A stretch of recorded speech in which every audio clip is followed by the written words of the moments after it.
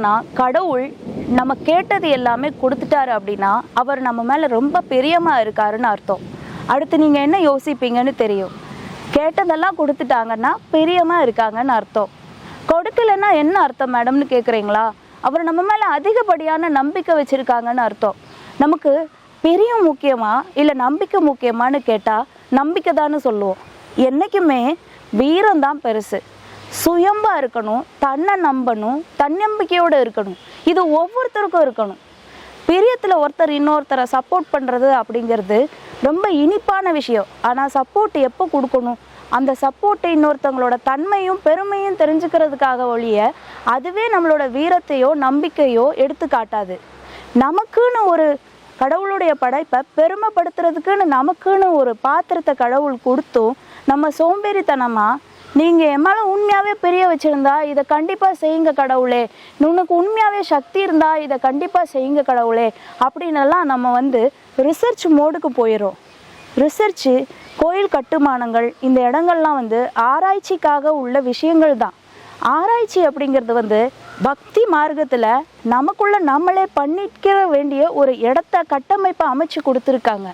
அந்த ஆராய்ச்சி அவ்வளோ சீக்கிரம் நம்மளால் பண்ண முடியாது. காரணம் என்னன்னு கேட்டிங்கன்னா 3 to 6 பிரம்மத்தில், அதாவது பிரம்ம முகூர்த்தத்தில் நம்ம விழிக்கணும் அப்படின்னு சொல்கிறது நம்மளுடைய சராசரி வாழ்க்கை அமைப்புக்கு ப்ராக்டிக்கலான விஷயம் கிடையாது. எல்லாருக்கும் அந்த மன வலிமையும் உடல் வலிமையும், அதாவது உடல் உழைப்பு அதிகமாக செய்கிறவங்களுக்கு பிரம்மத்தில் எந்திரிக்கிற டைமிங் சம்டைம்ஸ் பத்தாது. காரணம் கை கால் வலிகள் இருக்கும். அப்போது நம்ம அந்த டைமை தவற விட்டுட்டோன்னு சொன்னால் எல்லாருமே அதிகமாக யூஸ் பண்ணி முடித்த ஒரு காற்றையும் எர்த்தையும் தான் நம்ம யூஸ் பண்ண வேண்டிய இருக்கும். அப்படி இருந்தால் அப்போ நம்மளாம் என்றைக்கம்மா கடவுளை கும்பிடுத்து? நமக்கெல்லாம் அந்த வாய்ப்பே கிடைக்காதா? அதாவது 6 பிரிச்சுக்கிட்டிங்கன்னா ஒரு நாளை 6 கூறுகளாக பிரிச்சிங்கன்னா காலையில் காந்த ஆற்றல் 6 மணி நேரம் கிடைக்கும், மத்தியானம் வெப்ப ஆற்றல் 6 மணி நேரம் கிடைக்கும், ராத்திரி நஞ்சு ஆற்றல் டாக்ஸிக் எனர்ஜி 6 மணி நேரம் கிடைக்கும். நம்ம எல்லாரும் டாக்ஸிக் எனர்ஜியை அனுபவிக்கிறதுக்கு மட்டுமே பிறந்த மாதிரி இருக்கும். யாராவது காந்தம்னா என்ன, கந்தன்னா என்ன, அவனை எப்படி உணரணும் அப்படிங்கிற அஸ்திரத்தை நம்ம யூஸ் பண்ணுறோமா? அஸ்திரமா அது எங்கே இருக்குது அப்படின்னு கேட்குறீங்களா? இருக்குது. நம்மளோட மூளை, பீனியல் கிளாண்ட், பிட்யூட்ரி கிளாண்ட், கூப்பு சுரப்பி அப்படின்னு நான் நிறையா தடவை சொல்லியிருக்கேன். மூளைக்கு உள்ள கட்டமைப்புகளில் இன்டர்பெடங்குலார் ஃபாசா, இன்டர்பெடங்குலார் நைக்ரா அப்படிங்கிற இடத்துல அந்த கூப்பு சுரப்பி இருக்கும். அதை தான் நம்ம கந்தன் அப்படிங்கிறோம். பிரம்மம் பூமியில் இறங்கையில் அதை உணர்றதுக்கு நமக்கு கடவுள் கொடுத்த அந்த விஷயத்தை பயன்படுத்துறதுக்காகத்தான் காலையில் சூரியனுக்கு முன்னாடியே எந்திரிச்சிருங்க, குளிங்க. அது கூட முடியலன்னா பரவாயில்ல, விளக்க வைங்க. விளக்கு கூட முடியலைன்னா பரவாயில்லைங்க, உங்களுக்கு உள்ள நீங்களே பேசுங்க. பேச முடியலையா, வருத்தமாக இருக்கா, எல்லா பிரச்சனையும் வருதா, அதையெல்லாம் மியூட் பண்ணிவிட்டு சைலண்ட்டாக இருங்க. ஒன்றும் முடியல, பேசாமல் எந்திரிச்சு வீட்டை விட்டு அமைதியாக வெளியே போங்க, நடங்க. அந்த எனர்ஜி உங்களுக்கு கருத்துக்கிட்டே இருக்கும். அதாவது இந்த சக்கரத்தில் இங்கே ஸ்ப்ரிங்கு மாதிரி மேலே ஒன்று இருக்குது பார்த்தீங்களா? எங்கே இருக்குது ஸ்ப்ரிங்குன்னு பேசுகிறீங்களா? இந்த மாதிரி மாயமாக பேசுகிறேன்னு எனக்கு தப்பாக நினைக்காதீங்க. இருக்குது. நமக்கு உணர்றதுக்கு நம்ம உடம்பை சென்சார் மாதிரி ஆக்கணும்னு சொல்லுவாங்க. அதாவது அணுக்களை பற்றி தெரிஞ்சுக்கணும் அப்படின்னா அணு லெவலில், அதாவது மைக்ரோஸ்கோப்பி கூட கிடையாது, குவாண்டம் லெவலில் திங்க் பண்ணால் தான் தெரிஞ்சுக்க முடியும். குவாண்டம் திங்கிங்கா ஃபிசிக்ஸில் கிளாசிக்கல் ஃபிசிக்ஸை தாண்டி இப்போ குவாண்டம் ஃபிசிக்ஸு ஒரு 20 ஆண்டுகளாக எவ்வளவு ஃபேமஸாக இருந்துகிட்ருக்கு. அதெல்லாம் எப்போவோ ஃபேமஸ் ஆயாச்சு. உன் சித்தம் என் சித்தத்தோடு கலத்தல் அப்படிங்கிறது தான் குவாண்டம் ஃபிசிக்ஸு. சரி, சித்தத்தோடு கலத்தல் அப்படின்னா நம்மளுக்கு ஒரு குழந்தைக்குள்ள அறிவு தான் இருக்குது. அதனால தான் ஏதாவது பிரச்சனையில் போய் மாட்டிடுறோம். ஆனால் சித்தர்களுக்கு தே ஆர் சொல்யூஷன் ஃபைண்டர்ஸ், டெக்னோக்ராட்ஸ்னு சொல்லுவாங்க. அதாவது விஸ்வகர்மா டெக்னோக்ராட்ஸ். அவங்களுக்கு எல்லா விதத்துலேயும் மைண்ட் என்ஜினியரிங் ஆகிட்டே இருக்கும். எல்லாத்துக்கும் அவங்க எந்த இடத்துல நிற்பாங்க தெரியுமா? மருந்து மூலிகையில் தான் நிற்பாங்க. மந்திரமாவது நீர் அப்படின்னு சொல்கிறாங்க இல்லையா? மருந்து மூலிகைகளில் எதை வேணாலும் சரி பண்ணலாம். உடனே யந்திரம் தந்திரம் மாந்திரிகம்னு போகிறது.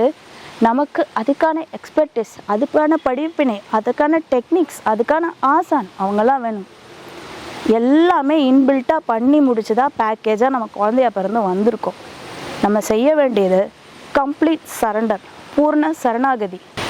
கோரக்க சித்தரோட முக்கிய அவதாரமான பத்மகிரி பாபா அப்படிங்கிற ஐயா பூமிக்கு சொல்ல வந்தது என்னன்னா, 18 சித்தர்களும் வெவ்வேறு ரூபத்தில் வாழும் சித்தர்களாக கிட்டத்தட்ட நிலை மாறி வாழ்கிறவங்க மாதிரி தோன்றுறவங்கள யார் யார் அவங்கன்னு ஐடென்டிஃபை பண்ணி ஆல்ரெடி வெளியே சொல்லிட்டாங்க.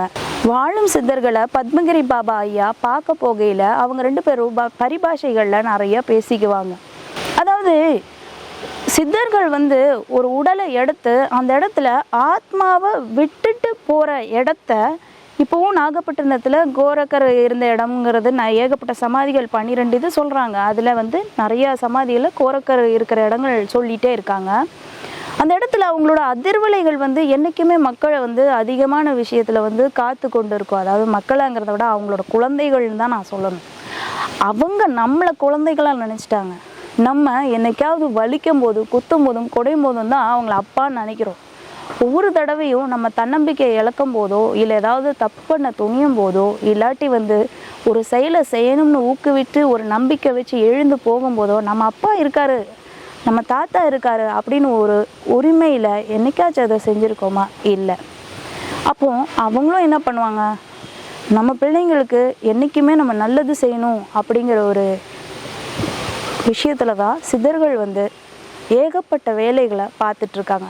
நமக்கு எப்படி ஒரு கண்ட்ரீஸுக்கும் ஒரு சிஸ்டம் ஆஃப் கவர்மெண்ட் இருக்கோ, டெமோக்ரஸி, லிபரலிசம், அந்த மாதிரி ஒரு பிரின்சிபிள்ஸை ஃபாலோ பண்ணி ஒரு கவர்மெண்ட் இருக்கோ, அது மாதிரி அவங்களுக்கும் கவுன்சில் ஆஃப் மினிஸ்டர்ஸுங்கிற மாதிரியெல்லாம் இருக்குது. அதில் ஸ்பெஷலாக ஒரு சித்தர் மென்ஷன் பண்ணாங்க. ஒருத்தர் சித்தி அடைகிறாங்க, முக்தி அடைகிறாங்க, இல்லை ஜீவநிலை அடைகிறாங்க அப்படின்னா அந்த வாசல் கேட் பர்சன் அந்த சித்தருக்கு தெரியாமல் ஒருத்தங்க அந்த கவுன்சிலுக்குள்ளே என்ட்ராக முடியாதுங்கிற மாதிரி சித்தர்களை எல்லாம் ஐடென்டிஃபை பண்ணி ஐயா சொன்னார். அவருடைய பத்மகிரி பாபா ஐயா உடம்புல கோரக்க சித்தர் வரையில் எவ்வளவு அவர்கிட்ட ஏதாவது ஒரு அடியாவது விழாத அவர் மேலே அப்படின்லாம் நிறைய பேர் வாங்குறத நான் பார்த்துருக்கேன்.